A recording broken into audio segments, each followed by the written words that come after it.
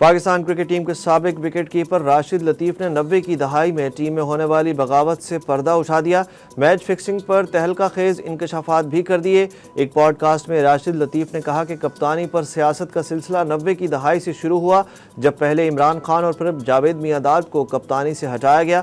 وہ سیاست آج کے کھلاڑی برداشت بھی نہیں کر سکتے۔ میچ فکسنگ پر بات کرتے ہوئے انہوں نے کہا کہ پاکستان میں طاقتور کھلاڑیوں کو سزا نہیں ملتی، کھلاڑیوں کے تعلقات ہوتے ہیں جس سے وہ بچ گئے۔